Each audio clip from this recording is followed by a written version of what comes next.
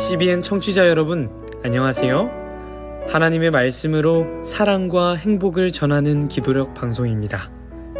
오늘은 9월 27일 안식일입니다. 기도력 제목은 그가 위대한 이유입니다. 주제 말씀입니다. 내가 너희에게 진정으로 말한다. 여자가 낳은 사람 중에 그 누구도 침례자 요한보다 더 위대한 사람은 없다. 그러나 하늘나라에서는 아무리 낮은 사람이라도 침례자 요한보다 더 위대하다. 마태복음 11장 11절 말씀입니다. 다 함께 찬미가 420장 주 예수보다 더 이 찬양을 들으시고 함께 말씀을 나누도록 하겠습니다.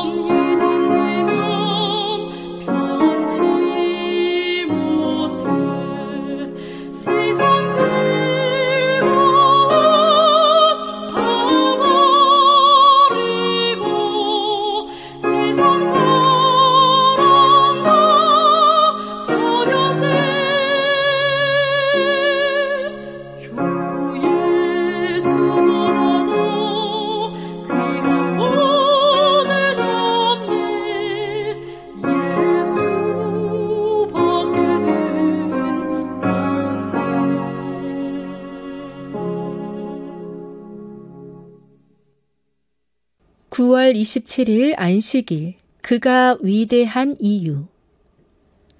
내가 너희에게 진정으로 말한다. 여자가 낳은 사람 중에 그 누구도 침례자 요한보다 더 위대한 사람은 없다. 그러나 하늘나라에서는 아무리 낮은 사람이라도 침례자 요한보다 더 위대하다. 마태복음 11장 11절.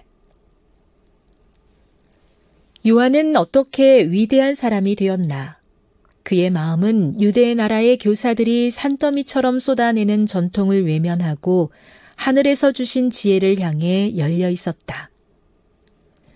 그리스도의 선발 주자라는 숭고한 사명을 위해 침례 요한이 예루살렘의 학교에서 민족의 위인들과 어울리는 것은 바람직하지 않았다. 그는 광야로 갔다.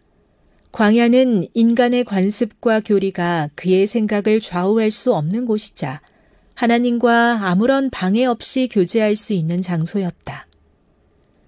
침례 요한은 태어날 때부터 성령이 충만했다. 자기 시대의 부패한 영향력에서 벗어나 살 수 있는 사람을 꼽으라면 다름 아닌 침례 요한이 그런 사람이었다. 그럼에도 그는 전혀 자기의 능력을 신뢰하지 않았다. 자연스러운 애정에 발목 잡히지 않도록 그는 친구, 친척들과 떨어져 지냈다. 유혹받는 곳에 쓸데없이 찾아가지도 또 사치와 심지어 편리한 삶 때문에 안일해지거나 욕구를 채우기에 급급해져 신체적, 정신적 힘을 빼앗기는 상황을 초래하지 않았다. 그는 광야에서 자신을 궁핍과 고독으로 내몰았고 거기서 하나님의 위대한 책인 자연을 탐구하며 장엄하신 그분에 대한 신성한 인식을 유지할 수 있었다. 광야는 온전한 도덕성을 갖추고 여호와를 경외하는 마음을 늘 간직하기에 적합한 장소였다. 그리스도의 선발주자인 요한은 악한 대화나 세상의 더러운 영향력에 자신을 노출시키지 않았다. 양심이 거기에 영향을 받아 죄를 그다지 죄스럽게 여기지 않게 될까봐 우려했기 때문이다. 차라리 그는 광야를 집으로 삼기로 선택했다.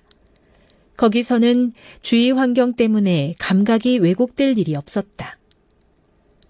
여자가 낳은 사람 중에 그 누구도 침례자 요한보다 더 위대한 사람은 없다면서 그리스도께서 칭송하신 그의 모본에서 우리는 무언가를 배워야 하지 않을까. 내가 너희에게 진정으로 말한다. 여자가 낳은 사람 중에 그 누구도 침례자 요한보다 더 위대한 사람은 없다. 그러나 하늘나라에서는 아무리 낮은 사람이라도 침례자 요한보다 더 위대하다. 마태복음 11장 11절. 세계 선교를 위한 기도 제목입니다. 중국의 조재림, 김보미 선교사 부부의 기도 제목인 교우의 건강 회복을 위해서 함께 기도해 주세요.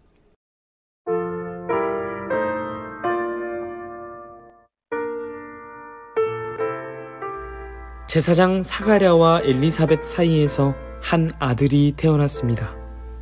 그리고 이 아들에게 예수님 앞에 먼저 가서 그 길을 예비할 역할이 천사를 통해 주어졌습니다. 요한은 여호와의 사자로서 세상에 나가 사람들에게 하나님의 빛을 가져다 줄 사람이었습니다. 경건한 부부는 어린 시절부터 요한에게 그가 감당해야 하는 사명을 계속해서 제시했다고 합니다. 그리고 감사하게도 요한은 그 거룩한 책임을 잘 받아들였다고 합니다. 아버지가 제사장이었기 때문에 요한에게는 제사장직을 수행할 수 있는 특권이 있었습니다. 제가 생각했을 땐 참 괜찮은 교육과정이지 않았을까 하는 생각이 드는데요. 랍비의 학교에서 체계적인 훈련을 받고 신학 교육을 통해 성경을 해석하는 방법을 습득하고 그 상태로 천사가 부모님에게 이야기했던 자신이 평생 동안 들었던 그 사명을 수행하는 겁니다. 여러분, 이 과정 참 괜찮지 않습니까?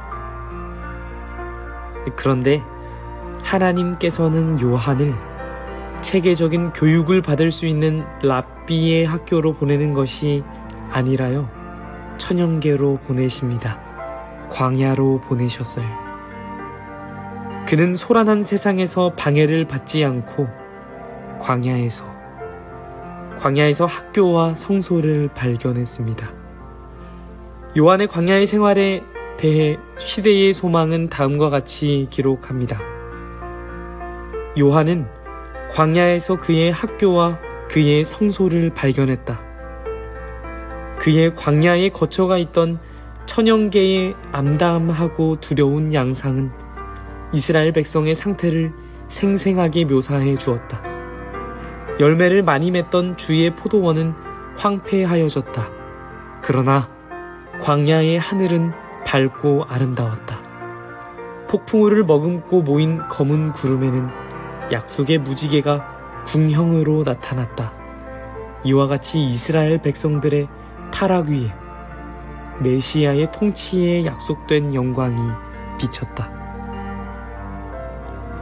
이스라엘의 영적 상태, 그리고 그들에게 임하실 하나님의 임재를 요한은 학교이자 성소였던 광야에서 먼저 배웠던 것입니다. 요한의 광야 생활은 침례 요한의 인격과 신앙을 형성하는 데 굉장히 중요한 역할을 수행했죠. 그는 홀로 고요한 밤에 약속의 말씀을 읽었습니다. 경외심을 가지면서도 기쁜 마음으로 예언의 두루마리 가운데서 메시아, 곧 뱀의 머리를 상하게 할 약속된 후손의 강림에 대한 시를 자세히 살폈던 것입니다. 광야는 그랬습니다. 그가 어려서부터 들어온, 그가 가져야만 했던 사명.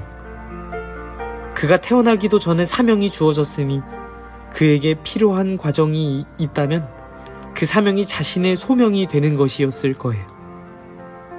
내가 그 사명을 실천해야만 하는 이유를 그는 찾아야만 했는데 그게 광야였다는 겁니다. 사명을 깨닫는 과정.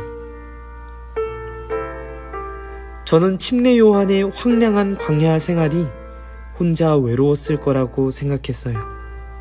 그런데 요한은 그렇지 않았답니다. 시대의 소망을 한번 읽어보세요. 그는 아름다우신 왕을 바라볼 때 자신의 사명을 정의하는 것을 넘어서 나 자신을 잊어버리는 몰알을 경험했다고 합니다. 광야에 외치는 자의 소리가 드디어 광야에서 완성된 것입니다. 그는 광야에서 외치는 자의 소리였습니다.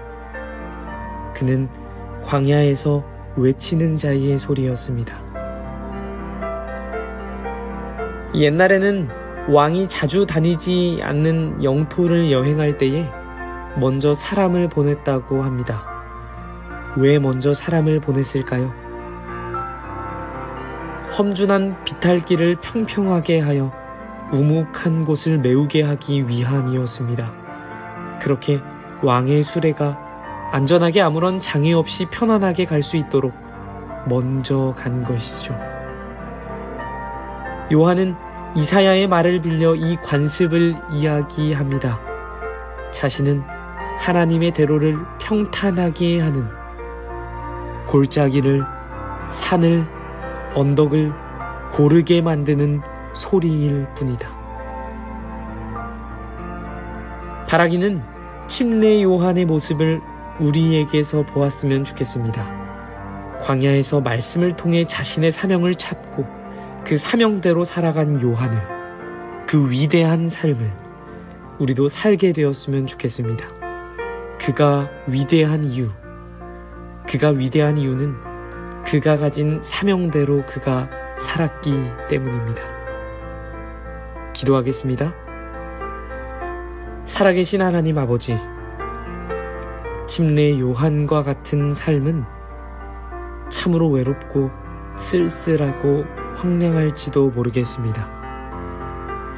그러나 하나님의 말씀을 연구했을 때에 그가 아름다우신 아버지를 바라보기에 자기 자신을 잊어버렸던 것처럼 그렇게 외롭고 쓸쓸함을 느껴보지 못했던 것처럼 예수 그리스도께서 주신 그 사명에 나를, 우리를 잊어버릴 수 있도록 주님 인도하여 주시옵소서. 우리는 그렇게 할 수 없을지도 모르겠습니다. 우리는 그렇게 살 수 없을지도 모릅니다. 좌절할지도 넘어질지도 모릅니다. 하나님, 아니란 나의 모습 속에서 침례 요한의 모습을 나타낼 수 있도록 굳게 붙잡아 주세요. 태초부터 제정하신 이 안식일, 하나님의 안식의 축복을 넘치게 누리는 모든 성도님들 되기를 소망하며 예수님의 이름으로 기도드립니다.